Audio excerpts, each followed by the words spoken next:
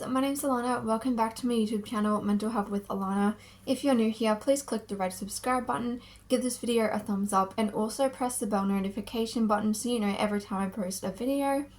I post mental health content, and I also post singing covers.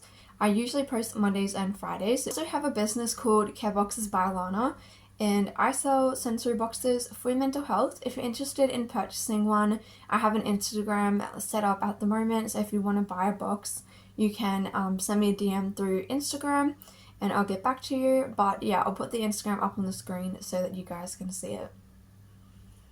So for this video, I'm just going to talk about schizoaffective disorder, but mainly like some hallucinations that I do get now while I am on medication. So I made videos in the past while I was in hospital for psychosis, while I was in psychotic episodes. I've talked a lot on this channel about schizoaffective disorder. I had the bipolar type, and yeah, but I thought I'd make a video talking about what it's like for me now while I'm medicated for it. So before I had proper medication for it, I was on psychiatric meds, but not specifically for schizophrenia. So when I end up having, before my diagnosis was changed from bipolar to schizoaffective. Before that, I had like a very long episode of while I was currently in psychosis. So I had like a year-long episode, and obviously within that year, like it kind of started off like as the prodromal phase, and then it eventually, got into quite bad psychosis where it kind of got to its worst, and I was basically hallucinating 24/7. So it was mainly, I was getting tactile hallucinations, on and off, but I was getting major auditory hallucinations and visual. And the worst thing probably was the auditory, because I was hearing, this went on for like a year, or like just a really long period of time. I was hearing voices, like multiple voices, basically all the time, and they were crystal clear. They were yelling at me majority of the time. Like I had multiple voices yelling at me, saying very derogatory things to me, about other people, command hallucinations where voices command you to do things or threaten you. If you don't do this, then something's gonna happen. I had hallucinations that were very paranoid. As well as having delusions. Delusions are another part of schizophrenia. So that kind of went along with the hallucinations and made me very, very paranoid about other people, about things. I had very big delusions around thinking that the government was spying on me through my TV, things like that. So that was kind of like what it was like at its worst. I was having visual hallucinations as well. So that was when my diagnosis got changed, and I went into hospital and I was getting on meds. We were trialing meds. So now my medication is sorted out basically for my schizophrenia. I feel like my schizophrenia symptoms have improved quite drastically, compared to how I was in that state of like psychosis. So at the moment, things that I generally will experience is I might experience the odd auditory hallucination here and there. Like it can kind of come out of nowhere. A lot of the times with the hallucinations, it does sound like it's coming from outside of my head, but then I also do get hallucinations that sound like the voice is coming from inside my head. There is one particular voice that does usually show itself most, whereas the other ones, it's kind of more random. But there is one voice in particular where she normally is the one to speak if someone's gonna speak. For the most part, I don't get hallucinations on a daily basis. So this could be maybe a few times a week. Really, I think that's basically really all I get at the moment, is maybe a couple times a week. If I'm really stressed out, then that can cause more hallucinations. In regards to visual hallucinations, I haven't really had visual ones very regularly since being on a good amount of meds. Sometimes I still do, and it's more, my hallucinations generally aren't people. They're normally like weird patterns in the air, or numbers or letters that are in a smoke kind of form, that move around, or I think that's really it. Mainly with my visual ones, they're like that. Sometimes I do get the whole thing of where you think you've seen something, but it kind of disappears before you can really look. And that is a more current thing that I've had going on, and I know people are kind of like, oh, well, like people see things out of the corner of the eye at the time, but like it's when I do look, I do quickly see something, but then it's gone. So I don't think it's just with my history of having schizophrenia, I do think it's a symptom. But yeah, honestly, with the like auditory hallucinations with hearing voices and stuff, like they don't usually say very nice things, but I'm able to generally kind of realize it's hallucination and then just go like whatever, like I just keep doing whatever I'm doing. I don't get tactile hallucinations at all now since being on medication. So since, yeah, for a very long time I do not get tactile ones anymore. I would say the biggest thing for me would be stress. Like that can trigger off more hallucinations. Or if my delusions are particularly bad for some reason, that does tend to trigger hallucinations, because the hallucinations will go generally with the delusion. So that's why delusions are very difficult, because you've got the delusion where you already think it's a thing, and then you've got voices on top of that telling you, say for example with the whole, I thought the government was spying on me through my TV and my laptop, it would kind of go together. So, I would have voices telling me that the government is spying on you, they are taking your information, blah, blah, blah, whatever. That's why delusions are very hard for people to, like, you don't get over delusions, but, like, that's why it's very hard for people when they're delusional, because they're most likely also having that extra stimulus, which is hallucinations coming on top of it. The thing with the auditory hallucinations is, though, even though I've been on medication, I have had quite a few experiences where I have started hallucinating, like auditory, like I was hearing voice, and then I started speaking to the voice out loud, and I didn't know that I was delusional in that point in time, where I didn't know that I was talking to a voice, and I thought it was real. Like, I thought it was a real person talking to me, and so I was having a conversation. I don't know what I was saying.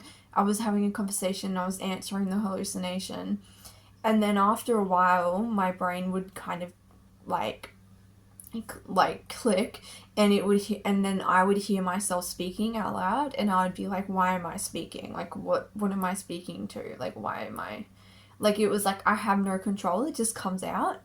And I have had that happen quite a lot in the past, I would say, like, few months, and sometimes it was in front of people, but that was when I was in hospital, so it doesn't really matter too much.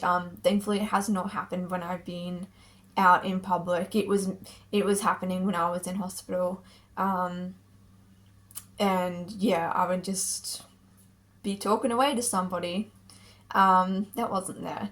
So that does happen to me for some reason. That never happened to me when I was really unwell. I don't know why it happens now But the thing is with schizophrenia is that you really just don't know, you can't predict symptoms.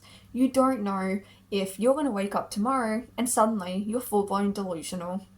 You don't know whether you're going to wake up and you're suddenly hit with all these hallucinations. Like, you literally have no idea. And apart from, yeah, like stress and not sleeping and whatever else, like, can trigger things, but like, you can't predict ever what's going to go on in your life. Like, you don't know whether these things are just going to come back up because of the nature of the illness. Like, you can be well even for a while and then stuff can just suddenly come back up, you know. So I think there's no point on sitting there and worrying about, like, oh, am I going to get really sick again? Like, am I going to get really psychotic? Like, you know, because I mean, it's so scary because when you become really psychotic, you don't know what's going on properly in reality because you're not in reality anymore. And your beliefs and your thoughts and the voices and everything that you are surrounded by are telling you completely different things to what the outside world is trying to tell you. And you don't believe them because you're psychotic. So, you know, I mean, it freaks me out. Like, I do get really freaked out thinking, like, what happens if I get super psychotic again and I end up in hospital and I do things that without realizing it, or, you know, like, whatever. But there is really no point in sitting there stressing about it because at the end of the day, I mean, you can take your medication, but that's not 100% guaranteed to keep you well for the rest of your life, you know.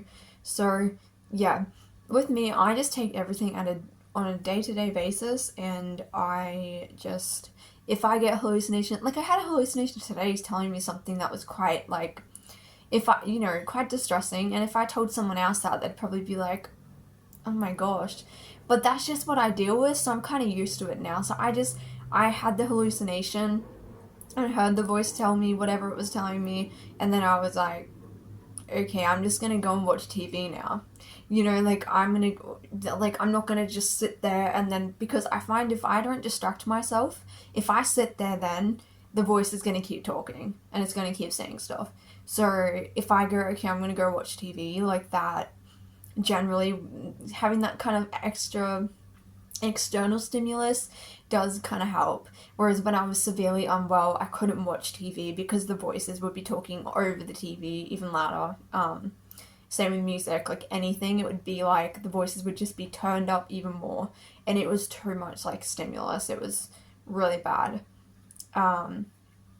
But yeah, I mean, there's not really much you can do, like, when it comes to hallucinations. Like, I wish I had an answer, but there really isn't anything you can do apart from take medication, because if you're gonna hallucinate, like, the voices are there. Like, sometimes I do ask other people, like, it depends on what the hallucination is. If there's a hallucination that sounds like something that could be from the real world, I do ask other people if they're around, like, did you hear that or something. But yeah, often I actually hallucinate the most when I'm trying to go to sleep, and I think it's because my brain is like, you know, you're still and you're trying to go to sleep, like you don't really have noise and stuff around. So that's why normally whenever I go to sleep, now I always put on like a podcast, or like a audio book or something, because if I lay there, I sometimes, like, often will start hallucinating, like, with voices, or I might start seeing things, like, while I'm trying to go to sleep, and it's like distracting and annoying. And it also, when I hear voices at night when I'm in my bed alone, like, it does freak me out, because it'll just come out of nowhere, and it's like someone sneaking up on you and then just saying something. It freaks me out. So I generally have like a podcast on every night, even if I'm not even listening to it. Like, I literally, like, last night I missed like half the podcast, but it doesn't matter. I just need like something there, because I cannot just lay there with no noise, because otherwise I'm probably going to start hearing things, and then that's just not going to help me go to sleep. But yeah, so that's kind of how it's like for me at the moment with my schizophrenia. There are triggers that I know are triggers for me. So, like I was saying about the sleep and the trying to avoid stress or deal with stress. Anxiety, which my anxiety has been quite bad recently, but anxiety does seem to trigger it. The other one that seems to be a problem is if I have to, and this is something unavoidable, but if I have to meet a new health professional, so this could be like somebody that helps me with my NDIS. It could be somebody who, like someone I don't know well, like I don't have a trusting relationship with. It could be like a new, like I have a occupational therapist appointment that's coming up, and it's all about my mental health. So I'm gonna go into that and probably just tell the person, like, look, I do have schizophrenia. Sometimes with new people that I don't know, I do get hallucinations, because that generally does trigger it off. I've had appointments where I've gone to the appointment and then I've started hearing voices really badly telling me that the person, is not trustworthy, that they're lying to me.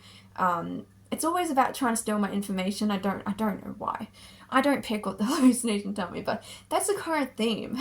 But that's to do with being very paranoid, so that does go with schizophrenia, because I'm paranoid about why are you asking me this question? What are you doing? Like, things like that. So that type of thing. But like, I find it best now to just go into it and be honest and to say, like, look, I do have schizophrenia. Sometimes when I do have to meet new health professionals, I do get increased hallucinations. So if I start looking off somewhere or distracted or come out of it, that's why.